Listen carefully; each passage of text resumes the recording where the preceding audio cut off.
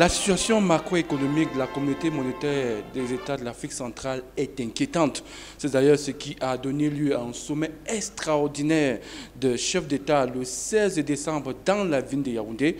Pour comprendre les enjeux autour de cette rencontre des patrons des 6 États que constitue la CEMAC, nous sommes allés à la rencontre de Serge Alain Godon, journaliste et économiste qui dissèque un peu ce qui s'est passé à Yaoundé. Suivez plutôt.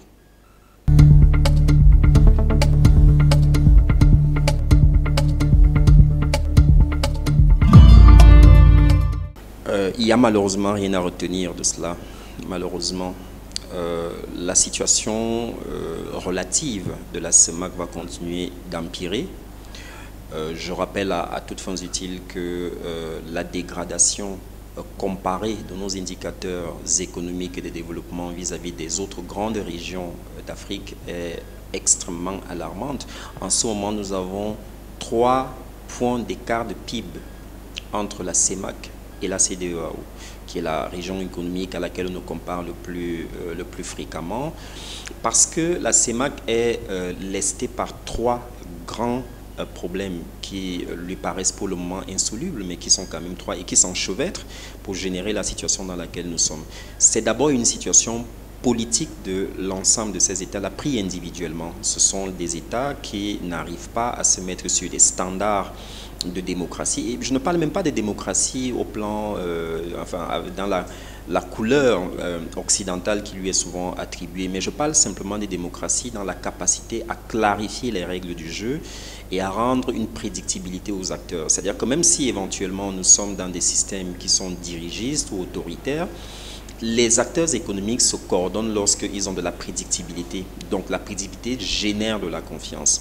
Le deuxième point de fragilité qui est extrêmement important, c'est la question de la gouvernance même de l'institution qu'on appelle la CEMAC. C'est-à-dire que la CEMAC est, hélas, le constat est fait en interne même d'ailleurs par les personnes qui travaillent au sein des différents maillons de cette organisation-là, est l'une des structures les moins bien gouvernées qui existent.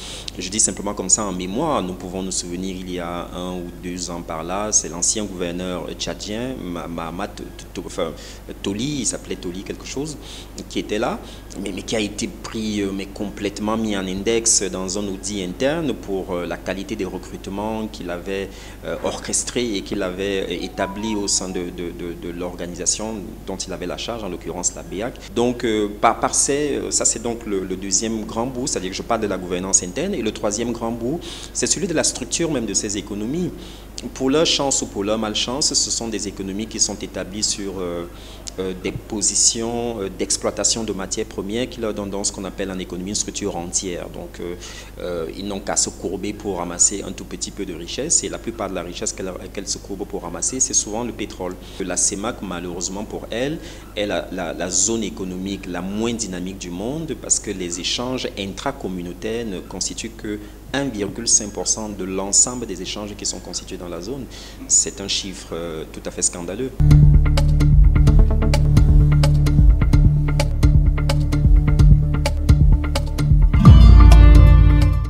La crise est déjà là et depuis longtemps. Il se trouve que nous faisons beaucoup de bifurcations pour ne pas avoir le courage de la nommer comme ça, mais la crise est là depuis longtemps. Je prends simplement sur le budget 2024, dont les dernières semaines sont en train de s'écouler. Sur le budget 2024, le service de la dette dans le budget du Cameroun était d'à peu près 1750 milliards, 1775 milliards. Mais nous avons à peine remboursé la moitié de ce montant. C'est-à-dire que de façon effective, ce que nous avons payé, c'est à peu près 900 milliards. Donc, dès lors que vous êtes déjà à peu près 50% de votre capacité de remboursement, vous êtes ce qu'on appelle en défaut de paiement. Mais si on prend un autre grand agrégat au plan du budget de l'État, si on prend la structure salariale, la plupart des pays de la CEMAC frôlent tanguent entre 33 et 35% de masse salariale. Et ça signifie 2 choses qui sont très inquiétantes. Ça signifie évidemment que le parti pris est fait pour la consommation. Ces inconvénients ne sont pas que camerounaises, elles sont malheureusement répétitive de pays en pays. Bon, ce sont des éléments minimaux qui prouvent que il y a quelque chose qui ne fonctionne pas. Si vous ne donnez pas une valeur visible à ce que vous faites au quotidien, dans la structuration de la vie de vos citoyens, si vous ne leur donnez pas plus d'hôpitaux, plus de structures productives, vous allez dans le mur. On doit accepter, pour finir très fatalement, que nous vivrons donc désormais des vies de plus en plus médiocres, de moins en moins créatives et de plus en plus courtes.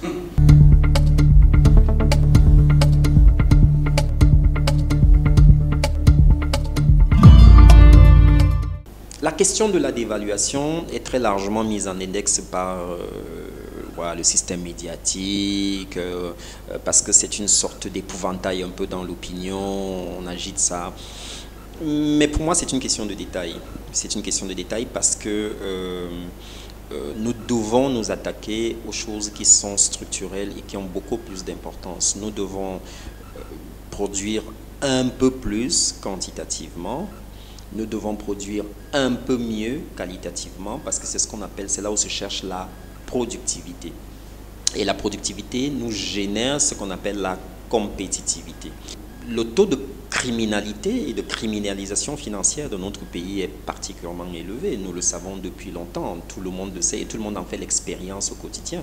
Alors il y a une traduction institutionnelle qui procède de notre déclassement, de notre localisation en zone grise par le système GAFI et par tout le monde en prend la mesure au quotidien, par la complexification en fait des transactions financières au quotidien. Vous ne pouvez pas sortir déjà 500 000 à fortiori 1 million de francs, vous ne pouvez pas faire un virement, vous ne pouvez pas recevoir de l'argent, vous ne pouvez pas en envoyer, etc.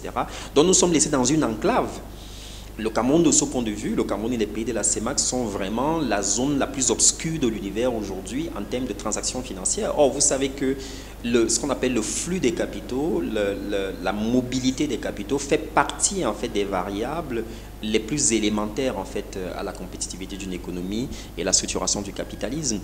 Bon, si nous nous limitons nous-mêmes, nous avons une claire conscience de ces limitations et nous les enchevêtrons, nous les additionnons, pourquoi pensez-vous que nous serons en situation d'éviter à terme la dévaluation ?